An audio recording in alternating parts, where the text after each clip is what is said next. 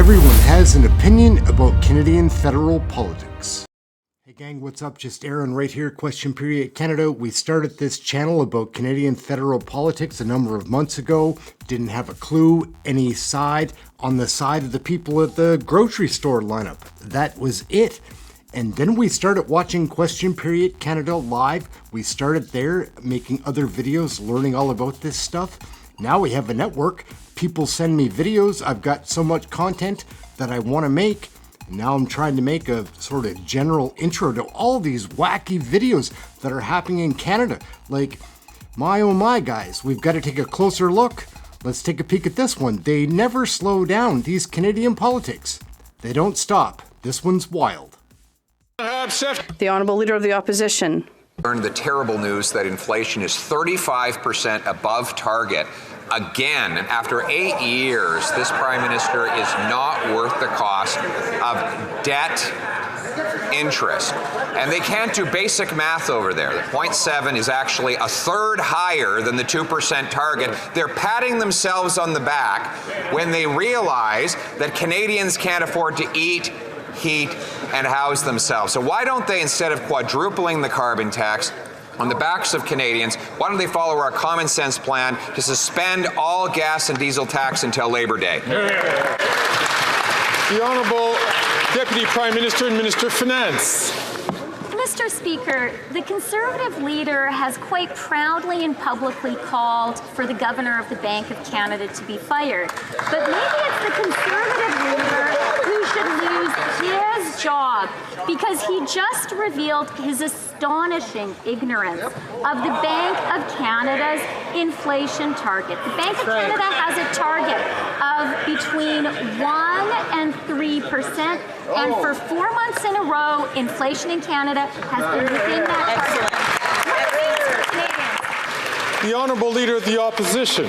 Not only does the incompetent finance minister not know the inflation target, she doesn't know that you lock in low rates when you have the chance. Remember, the Prime Minister was saying, don't worry, we can double the national debt because interest rates are low. Yep. Glenn, problem is, I told him at the time that they should lock in those rates for 10 years or 30 years with long-term bonds. It turns out they didn't do that, and now $400 billion of that debt will roll over into these higher rates, forcing Canadians to spend more on interest than on health care. Why did he hire the worst mortgage broker in the world to be our finance minister?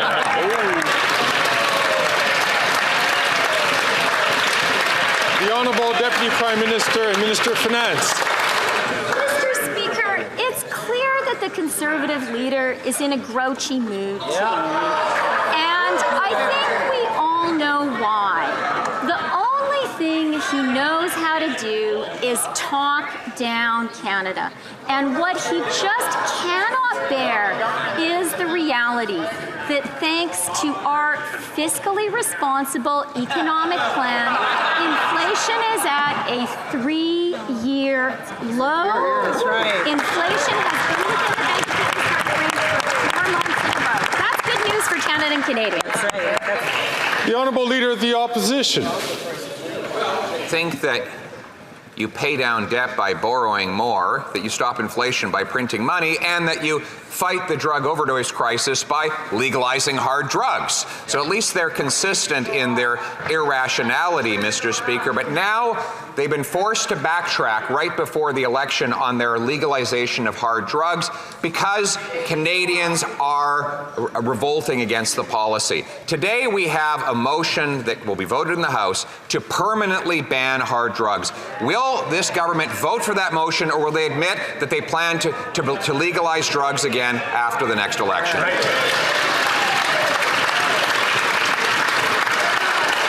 The Honourable Deputy Prime Minister and Minister of Finance. Mr. Speaker, the Conservative leader is wearing more makeup than I am today. Now, I think it's wonderful. I'm going to ask colleagues.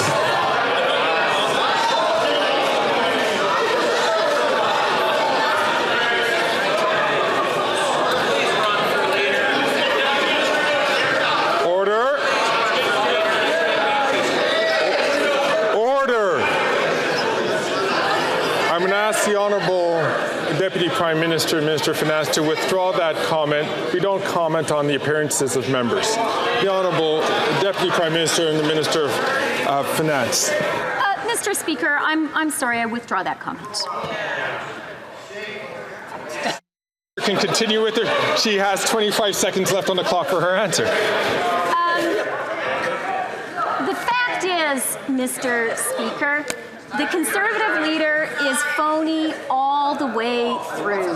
He is phony when it comes to his concern about the economy. All he can do is talk our country down.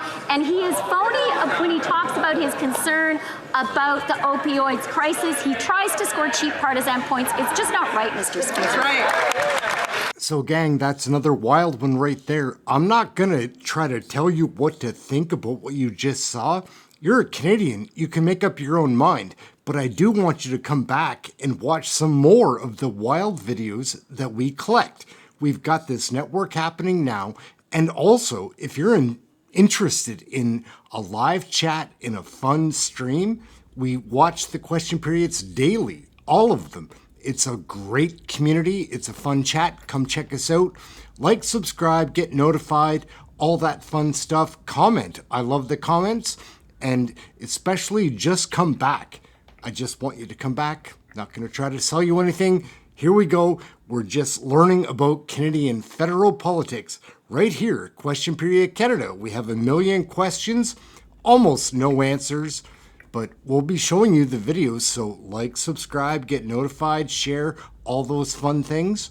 Check out one of the other videos. We've got a good thing going on here. Liking and learning.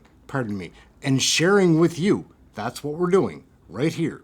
Question Period Canada. Catch the next video. It'll be wacky. Everyone has an opinion about Canadian federal politics.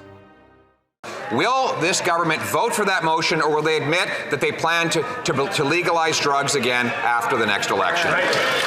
The Conservative leader is wearing more makeup than I am today. Now, I think it's wonderful. Colleagues.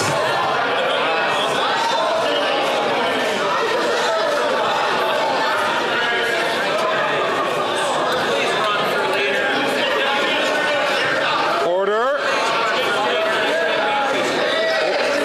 Order. I'm going to ask the Honourable Deputy Prime Minister and Minister of Finance to withdraw that comment. We don't comment on the appearances of members. The Honourable Deputy Prime Minister and the Minister of Finance. Like and subscribe. Get your Canadian federal politics right here.